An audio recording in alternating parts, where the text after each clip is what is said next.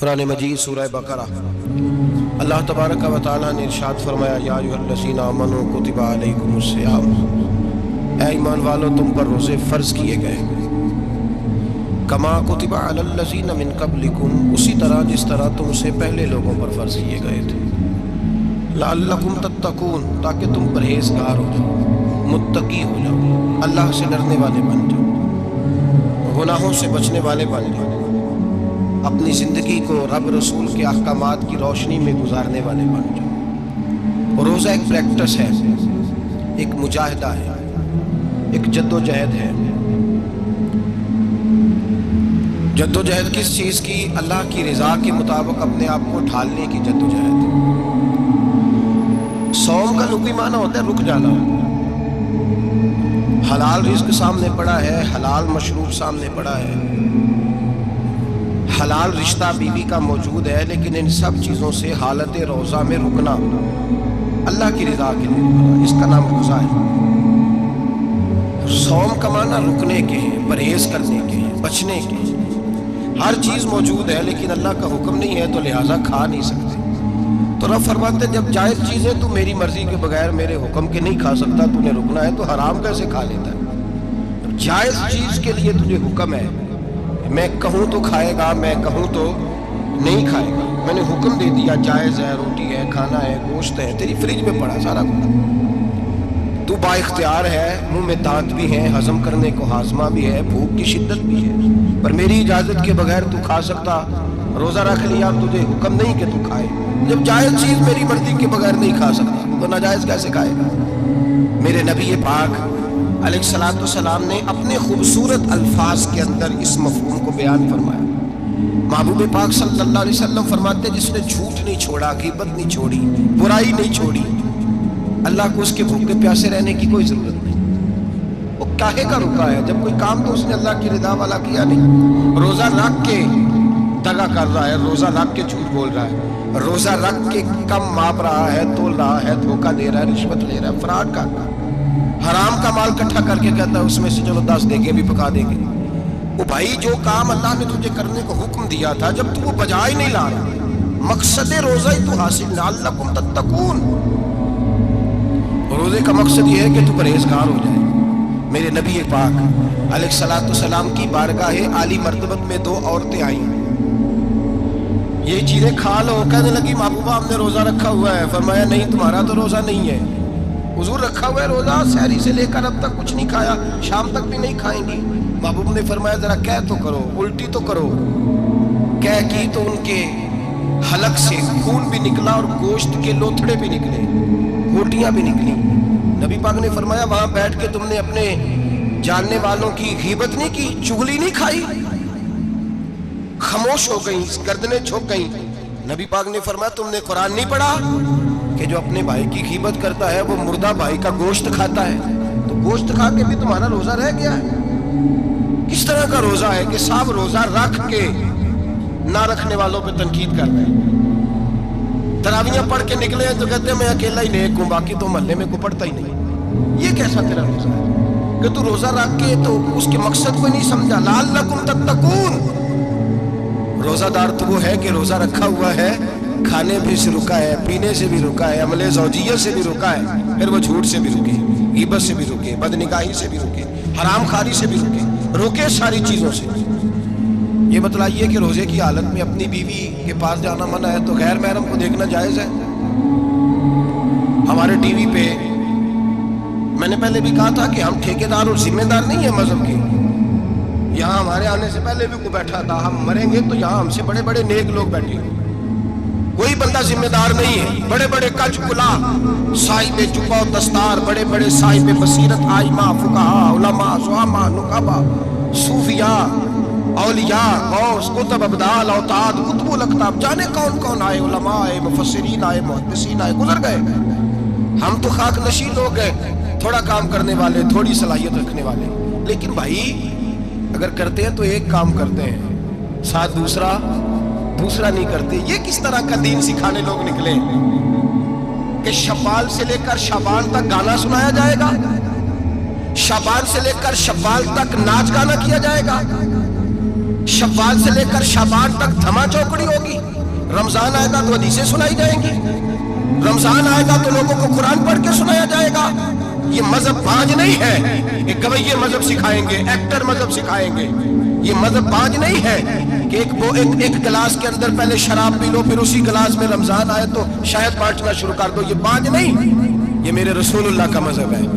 अगर तुम्हें शौक है दीन सीखने सिखाने का, यकम रमजान को तौबा करो और कहो कि हम टीवी पे बैठ के हदीसें सुनाएंगे तो सारा साल सुनाएंगे। और जिस जुबान से हदीस निकलेगी फिर उससे कभी गंदा गाना नहीं निकलेगा, फिर कभी नाच गाना नहीं होगा। ये कौन सा मजहब है जो बीवियां सिखा रही हैं? ये कौन सा दीन है जो औरतें सिखा रही हैं? मेरे रसूल पाक सल्लल्लाहु ताला अलैहि वसल्लम का वो मजहब है कि मेरे आला हजरत फाजिल बरेलवी रहमतुल्लाह अलैह ने फरमाया, मर्द के लिए जायज नहीं कि वो औरत की जुबान से मिलाद भी सुने, नात भी सुने।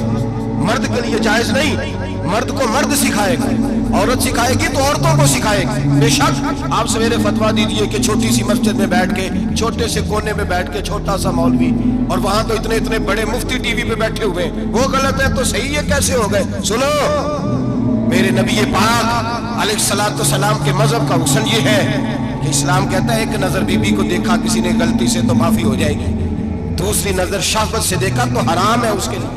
वो पाकिस्तान का मौलवी हो या सऊदी अरब का शाह हो, किसी के लिए औरतों के बीच फिरना उठना बैठना जायज है?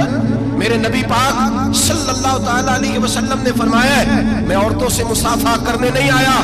और मेरे नबी पाक सल्लल्लाहु अलैहि वसल्लम ने फरमाया है, हुजूर फरमाते हैं लेकिन ना कुत्ता बिल्कुल नापाक नहीं होता, कुत्ते का थूक नापाक होता है, या कुत्ता गीला हो जाए तो नापाक होता है, लेकिन खिंजीर सारा नापाक होता है, कुल नापाक है खिंजीर।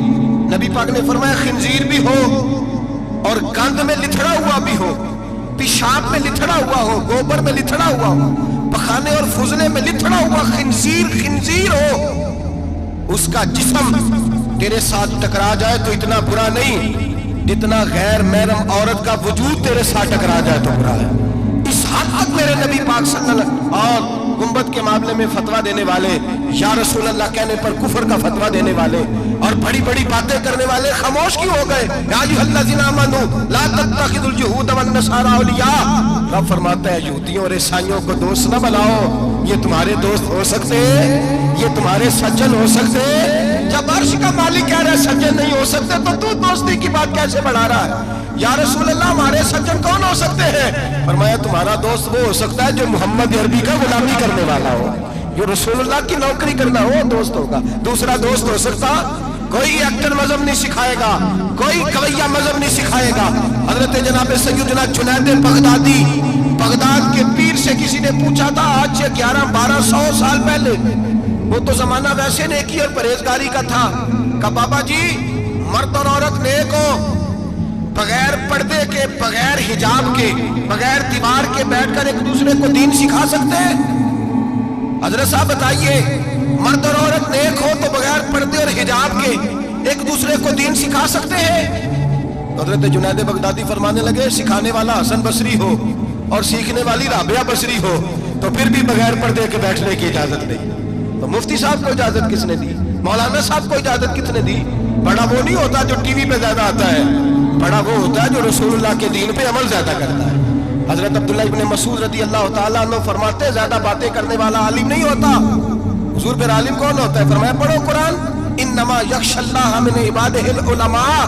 फरमाया बड़ा आलिम वो होता है जो अल्लाह से ज्यादा डरता है। इसलिए कि रब फरमाता है मेरे बंदों में से जो आलिम वो है जो अल्लाह से ज्यादा डरते हैं, खौफ रखते हैं। तो मेरे भाई रमजान मुबारक में बचना है, परहेज का वक़्त है, तो कोई शख्स भी कोई शो ना देखे, मेरी मिन्नत है आप अल्लाह, कोई शो ना देखे।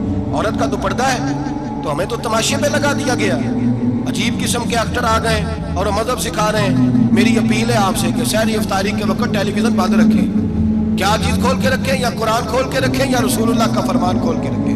अल्लाह रसूल की तरफ तवज्जो रखें, वो सीखने सिखाने का वक्त है। छोड़े गवैयों से दीन सीखा जाएगा, हमें कोई शिकवा नहीं है। पक्की तौबा करें, सवेरे आए आके दीन सिखाएं। और मैं उनसे भी अपील करूंगा कि आओ दीन सिखाओ।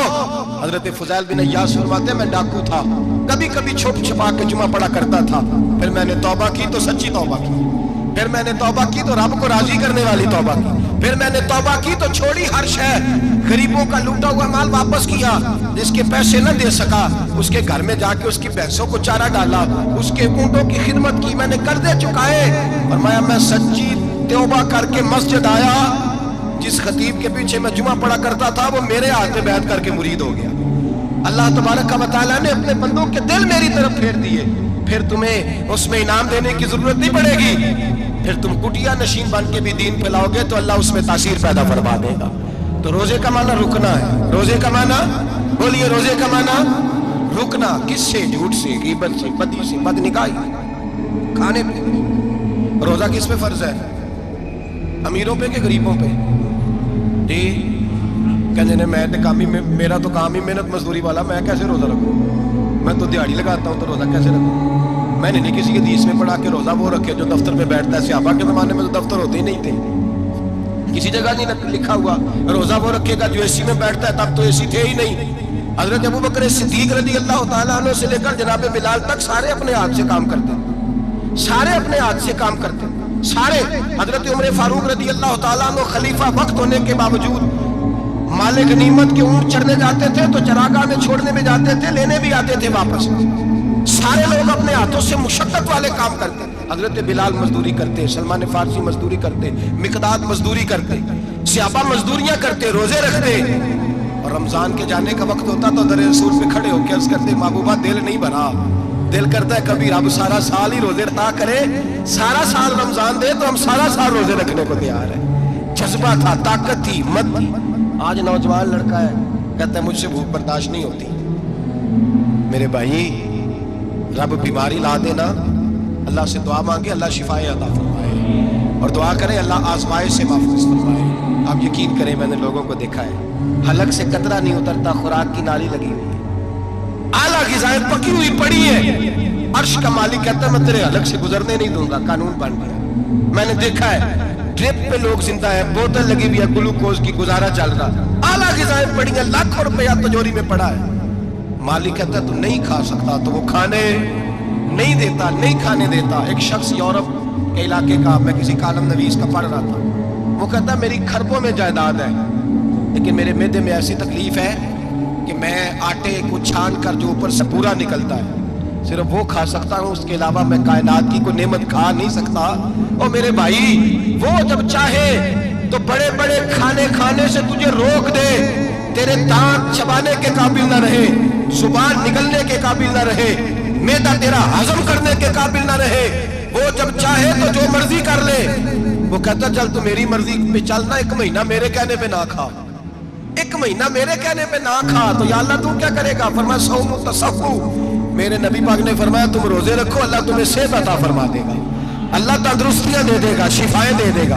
تم روزے رکھو اللہ تمہیں، سبحان اللہ، اللہ تمہیں، اللہ طاقت دیتا ہے، ہمت دیتا ہے، اللہ ہمت دیتا ہے۔ میں نے دیکھا ہے، میں نے بزرگوں کو دیکھا ہے، ضعیف لوگوں کو دیکھا ہے، کمزور لوگوں کو دیکھا ہے، میں نے دیکھا ہے روزے رکھتے ہوئے، مزدوروں کو دیکھا ہے روزے رکھتے ہوئے۔ میں اپنے ابا جی کو کہتا ابا جی اتنی سخت گرمی اور مزدوری آپ کرتے اور مزدوری کے عالم میں روزہ رکھتے، تو کہتے پتر روزہ کی آندا ہے، روزہ کدوں کو جاندا ہے، روزہ اپنی جگہ تے مزدوری اپنی جگہ ہوتے۔ اور کئی دفعہ مینوں فرمان لگے، مینوں یار سمجھ کوئی نہیں لگتی، پتہ نہیں روزے چ اللہ طاقت کتوں دے چھڑدا ہے، نہیں زیادہ کام بھی زیادہ کریدا ہے، روزہ بھی رکھ بھائی صوم و تصفو۔ میرے مصطفیٰ نے فرمایا تو روزہ رکھ اللہ تجھے صحت عطا فرما دے گا۔